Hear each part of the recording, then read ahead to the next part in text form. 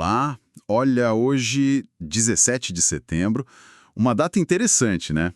Assinatura da Constituição Americana lá em 1787. É um bom lembrete de como grandes estruturas de poder, regras, muitas vezes nascem de momentos de tensão. Com certeza. E hoje, assim, as tensões borbulham no mundo da tecnologia. A gente tem um caldeirão aqui. Chips que são super estratégicos, redes 5G redesenhando tipo, a infraestrutura toda, a promessa e o risco da computação quântica. Né? IA criando conteúdo a rodo, centros de inovação surgindo fora do eixo EU-China e as gigantes, claro, tentando não ficar para trás. É muita coisa acontecendo ao mesmo tempo. Pois é. Recebemos um material bem interessante sobre tudo isso e a nossa ideia aqui é fazer aquela análise mais a fundo, sabe? E um pouco além da manchete. Sim, conectar os pontos, né? Exato. Entender o que está em jogo mesmo, em termos de geopolítica, economia, até como a sociedade, a gente absorve essas mudanças todas. Então, bora mergulhar nisso. Vamos lá. É fundamental entender que nada disso acontece isolado, né? Tipo, uma venda de uma divisão de chips, uma nova linha de trem super tecnológica, tudo isso são peças se mexendo num tabuleiro global. E afeta, olha, desde segurança nacional até o jeito como a gente consome informação, como as empresas competem. A ideia hoje é justamente ligar esses pontos. Perfeito. Então vamos começar por esse tabuleiro dos semicondutores. Chegou aqui a notícia da Intel vendendo o controle da Altera, aquela unidade de FPGAs, né, os chips programáveis. Isso, FPGAs. Vendeu 51% para a MGX de Abu Dhabi e para Silver Lake. Assim, a primeira impressão é, ok, Intel levantando uma grana, talvez focando em outra coisa, mas parece que tem mais aí, né? Tem muito mais. Olha, FPGA são cruciais para IA, para telecomunicações avançadas. A Intel abrir mão do controle majoritário, 51%, não é pouca coisa. É uma realocação estratégica num setor que é, assim, hipersensível. E o ponto que realmente chama a atenção, sabe, é a entrada desse fundo soberano do Oriente Médio, a MGX de Abu Dhabi, nesse jogo. Certo. E qual o problema disso exatamente? Quer dizer, dinheiro é dinheiro ou a origem importa tanto assim nesse caso? Nesse setor, importa e muito. A gente está falando de tecnologia considerada crítica para a segurança nacional em vários países, principalmente nos Estados Unidos. Quando um fundo soberano como esse de Abu Dhabi entra, não é só um investimento para ter retorno financeiro. É visto também como uma forma de ganhar influência estratégica, sabe? Acesso à tecnologia de ponta. E aí começam as perguntas, né? Quais são as garantias? Como fica o controle sobre o que vai ser desenvolvido, o que pode ser exportado com essa nova estrutura de controle? Nossa, faz sentido. Então, o que parecia só uma transação de negócios vira uma questão geopolítica bem complexa. Aquela máxima de que chips são poder continua valendo, talvez mais do que nunca. Exatamente. Quem controla ou influencia a cadeia de semicondutores tem uma vantagem estratégica brutal. Essa venda da Altera é só mais um capítulo, né? Dessa disputa, às vezes silenciosa, por controle e influência tecnológica.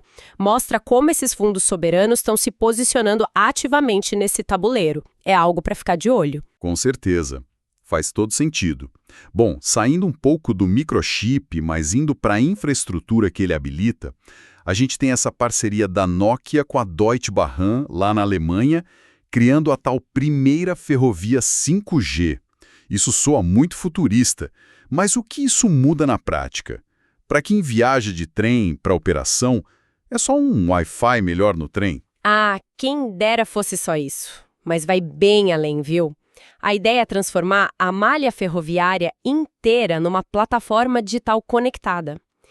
Pensa assim, monitorar tudo em tempo real, os trens, os trilhos, as condições da via, fazer manutenção preditiva, sabe, consertar antes de quebrar, e o grande salto, operações automatizadas. Trens autônomos? Exato. Isso significa, na teoria, menos falha humana, mais eficiência, talvez até custos menores. Mas, claro, isso é na teoria. Contra-ataque hacker parece complicado. Sem dúvida. Os desafios técnicos são gigantescos. Redundância, segurança cibernética. Mas tem um ponto estratégico aqui que é bem interessante. Quem define o padrão dessa tecnologia? A Alemanha, com a Nokia e a Deutsche Bahn, está saindo na frente. Se esse modelo deles funcionar bem e for exportado para outros países... Eles ditam as regras. Exatamente. O país ganha influência sobre as normas globais de transporte ferroviário conectado. E, claro, cria uma dependência dos fornecedores dessa tecnologia, nesse caso, a Nokia, uma empresa europeia. Entendi. Então vira uma corrida pelo padrão tecnológico. Quem vai definir como serão as ferrovias conectadas do futuro? Isso tem implicações sérias para outros países, imagino. Tipo, o Brasil? Com certeza, para operadores e reguladores no mundo todo, fica a lição, né? Primeiro, como garantir a segurança e a responsabilidade se algo der errado num sistema desses? De quem é a culpa? E segundo, como evitar ficar refém de um único fornecedor ou de um único padrão tecnológico? Essa ferrovia 5G é um vislumbre do futuro, sim, mas é também um alerta. A disputa tecnológica está na base da operação das nossas cidades, da nossa logística. É impressionante mesmo como a conectividade está entrando em tudo. E falando em tecnologia que parece de ficção científica, vamos para a computação quântica. Temos a notícia da Oxford Quantum Circuits, a OQC, uma empresa britânica... Sim, OQC.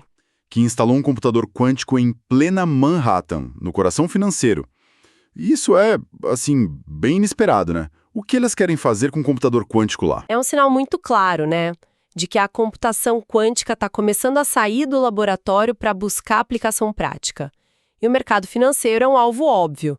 A OQC é especializada nisso. Eles estão oferecendo acesso à máquina deles. A ideia é usar uma abordagem híbrida, sabe? Combinar a computação quântica com a clássica, para acelerar tarefas que hoje são gargalos. Tipo o quê, por exemplo? Análise de risco complexa, detecção de fraude financeira quase em tempo real, otimização de portfólios de investimento, coisas que exigem um poder de cálculo que a computação clássica sofre para entregar na velocidade necessária. Ok, acelerar no mercado financeiro parece útil, imagino. Mas eu li também que a computação quântica representa uma ameaça enorme para a criptografia que a gente usa hoje. Isso é verdade? Ah, sim. Quer dizer, a mesma tecnologia que pode otimizar um portfólio pode quebrar a segurança que protege esse mesmo portfólio. Meio paradoxal, não? É exatamente esse o paradoxo e a grande preocupação. Sim, computadores quânticos potentes o suficiente, e a gente ainda não chegou lá, mas o caminho está sendo trilhado, eles poderiam, teoricamente, quebrar os algoritmos de criptografia que protegem tudo hoje em dia. Transações bancárias, comunicações seguras do governo, nossos dados, tudo. Nossa. Por isso, existe uma corrida paralela, urgentíssima, para desenvolver o que chamam de criptografia pós-quântica. Algoritmos que sejam resistentes a esses futuros ataques quânticos. É uma corrida contra o tempo, então. E o fato de ser uma empresa britânica, a OQC, instalando essa tecnologia nos Estados Unidos, isso tem alguma implicação além da comercial? Alguma questão geopolítica aí também? Tem sim, com certeza. Mostra como a tecnologia de ponta virou uma ferramenta de soft power, sabe, de influência internacional. Uma empresa britânica levando essa capacidade para os Estados Unidos, ao mesmo tempo exportar ou hospedar tecnologia tão sensível de outro país, cria interdependências, né, e potenciais vulnerabilidades. Os reguladores ficam nesse dilema, como controlar a exportação e garantir parcerias seguras. Entendi. E para as empresas, o recado é claro. Fiquem de olho na quântica, comecem a pensar na segurança pós-quântica agora e entendam de onde vem a tecnologia crítica que vocês usam. A chegada da quântica último muda as regras do jogo, tanto comercial quanto de segurança. É um cenário bem complexo. Promessas e riscos andando lado a lado. E essa ideia de tecnologia transformando até a segurança básica das coisas me leva para outra área onde a criação está sendo reinventada. Conteúdo em vídeo. O YouTube lançou umas ferramentas novas de IA generativa Veltree, Fast Edit with AI, remix de áudio, tudo para facilitar a criação de shorts, aqueles vídeos curtinhos. Basicamente, ficou muito mais fácil fazer vídeo. É isso. Ficou ridiculamente mais fácil. A barreira técnica para criar um vídeo curto, visualmente ok, assim, ela despencou. Com uma ideia, alguns comandos de texto, a IA gera o vídeo. Para o YouTube, isso é ótimo, né? Mais conteúdo sendo postado, mais tempo de tela para as pessoas, mais espaço para anúncio. E para os criadores significa poder produzir mais, testar ideias rápido, talvez ganhar mais dinheiro. Mas sempre tem um mais, né? Se qualquer um pode criar vídeo fácil com o IA, o que acontece com o valor do conteúdo? Não tem o risco de uma inundação de coisa mediana, sabe? E aí, o que é realmente original, bem feito, criativo, acaba se perdendo no meio desse barulho todo. Esse é o mais crucial. É o que estão chamando de inflação de atenção. Com a produção massificada por IA, o sinal, que é o conteúdo original, criativo, com uma voz autêntica, pode ficar totalmente abafado pelo ruído do conteúdo genérico. Isso aumenta brutalmente o valor da curadoria, sabe, de quem seleciona. Aumenta o valor de uma marca pessoal forte, da autenticidade que pode ser verificada. Verificada como? Abre espaço para ferramentas que identifiquem conteúdo gerado por IA, tipo marca d'água digital, watermarking, e para plataformas que consigam de alguma forma destacar o que tem valor real no meio dessa avalanche. Entendi. E a questão dos direitos autorais? E da desinformação? Se a IA pode criar vídeos tão realistas e fáceis, como fica a questão dos deepfakes? Ou do uso de material original para treinar essas IAs sem pagar os criadores? Exato! Essa facilidade toda intensifica demais esses debates. Como garantir que os criadores originais sejam pagos se o trabalho deles alimenta as IAs que depois competem com eles? Como combater deepfakes e desinformação gerados em escala industrial? Plataformas como o YouTube estão numa encruzilhada. Precisam achar um equilíbrio. Incentivar a criação em massa com IA, mas ao mesmo tempo criar mecanismos fortes de atribuição de autoria, de remuneração justa e de combate a abusos. Quem acertar essa equação ganha a confiança de todo mundo. Exatamente. A autenticidade virou um bem raro e valioso nesse cenário. A democratização da ferramenta contra o desafio de manter o valor e a verdade. Interessante demais isso. E falando em distribuição global, mas agora no mundo das empresas. A Amazon decidiu fazer da Índia um hub global de inovação para a parte de anúncios, a Amazon Ads.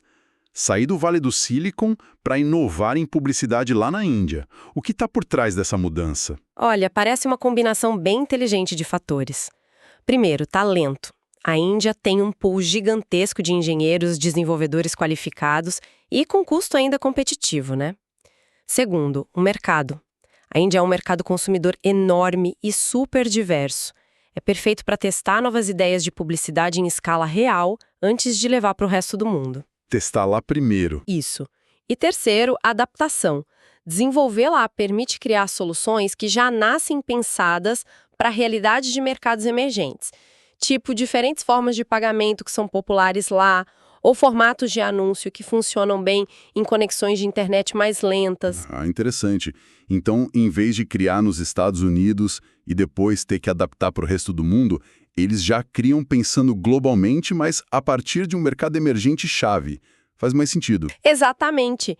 Isso acelera o lançamento de funcionalidades que são relevantes para uma base de usuários muito maior e não só para os mercados ocidentais mais ricos.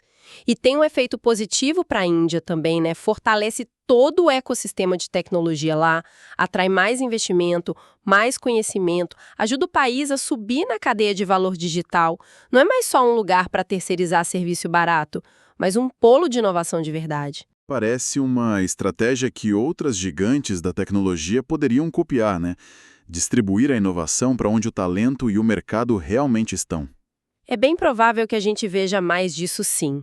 Um modelo mais híbrido, desenvolvimento distribuído, aproveitando as vantagens locais de cada região, mas claro, com uma estratégia e execução coordenadas globalmente. É uma globalização talvez mais inteligente e adaptada. E para a Índia é uma chance de ouro. Muito interessante essa descentralização da inovação. E já que a gente está falando de gigantes se mexendo, se adaptando, temos o tal projeto Maverick, da Dell. Um nome forte, né? Bem forte.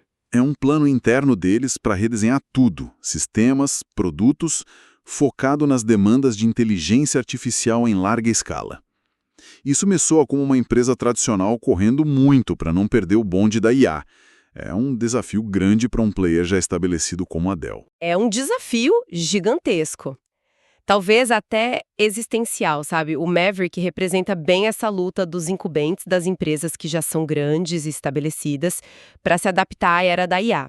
As cargas de trabalho de IA, o tipo de processamento que a IA exige é completamente diferente do TI tradicional que a Dell estava acostumada a vender. Exige arquiteturas totalmente diferentes de servidores, de armazenamento, de redes. Tudo precisa ser otimizado para processamento massivo de dados e cada vez mais isso é crucial para a eficiência energética, porque IA consome uma quantidade absurda de energia. Certo, então não é só lançar um servidor novo, mais potente, é tipo repensar a base toda da infraestrutura que eles vendem. Exatamente, e não é só a tecnologia em si. Exige uma mudança cultural dentro da Dell. Novos modelos de venda, vender soluções completas, não só as caixas de hardware, novos tipos de serviço.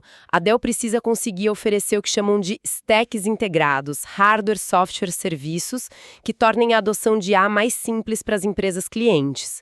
E nisso, ela compete direto com a flexibilidade da nuvem, né? É uma briga feia pela infraestrutura onde a IA vai rodar. E você mencionou a eficiência energética. Isso virou mesmo um fator decisivo na compra desse tipo de equipamento? Absolutamente. Servidores de IA são verdadeiros devoradores de energia. Quem conseguir oferecer a solução que seja não só potente, mas também eficiente no consumo, e se conseguir alinhar isso com fontes de energia renováveis, melhor ainda. Ganha uma vantagem competitiva enorme. Isso atende não só à necessidade óbvia de reduzir custo de eletricidade, mas também à pressão crescente de investidores focados em ESG e critérios ambientais, sociais e de governança. Entendi. O Maverick não é só uma atualização técnica. É a Dell tentando redefinir o lugar dela no futuro da computação, apostando alto para dominar essa nova camada de infraestrutura da IA. É de alto risco, mas o prêmio pode ser grande. Uau! Que viagem, hein? Passamos por tantas frentes tecnológicas diferentes. Recapitulando bem rápido, a gente viu os chips como peça de xadrez geopolítico com o caso Altera Intel. Sim. A infraestrutura física como ferrovias virando digital com 5G. A computação quântica chegando de vez no mercado financeiro com promessas e o fantasma da quebra de criptografia. Aham. A IA no YouTube revolucionando a criação de conteúdo, mas levantando sérias questões de autenticidade e valor. A inovação se espalhando pelo globo com o exemplo da Amazon na Índia. Certo. E as gigantes tradicionais, como a Dell, correndo para se reinventar para a era da IA com projetos como o Maverick. Olhando para tudo isso junto assim, qual é a grande lição que fica? Olha, a grande lição para mim é a interconexão e a velocidade disso tudo. É alucinante. Nada disso está isolado. Chips melhores turbinam a IA, que por sua vez demanda redes 5G mais rápidas, que talvez um dia precisem da computação quântica para resolver certos problemas. E tudo isso junto está redesenhando não só a economia digital, mas a geopolítica, a nossa infraestrutura física, até a nossa percepção do que é real, do que é autêntico. A tecnologia saiu da tela do computador e está moldando o mundo concreto de forma cada vez mais profunda e rápida. A adaptação deixou de ser opção, né? Virou a palavra de ordem para todo mundo, empresas, governos e até para a gente, como indivíduos. É verdade. E para fechar, talvez deixar uma provocação para a gente pensar depois. A gente vê como todas essas tecnologias, IA, 5G, quântica, semicondutores avançados, dependem cada vez mais umas das outras para funcionar no seu potencial máximo, né? A gente está construindo uma cadeia tecnológica global que é incrivelmente complexa, super interligada. Mas será que a gente entende de verdade qual seria o efeito cascata se um elo crítico dessa cadeia falhar inesperadamente ou for comprometido? Quais são as dependências ocultas que a gente está criando nessa corrida toda, talvez sem perceber direito a fragilidade sistêmica que pode surgir daí? Fica a pergunta no ar, para a gente continuar observando.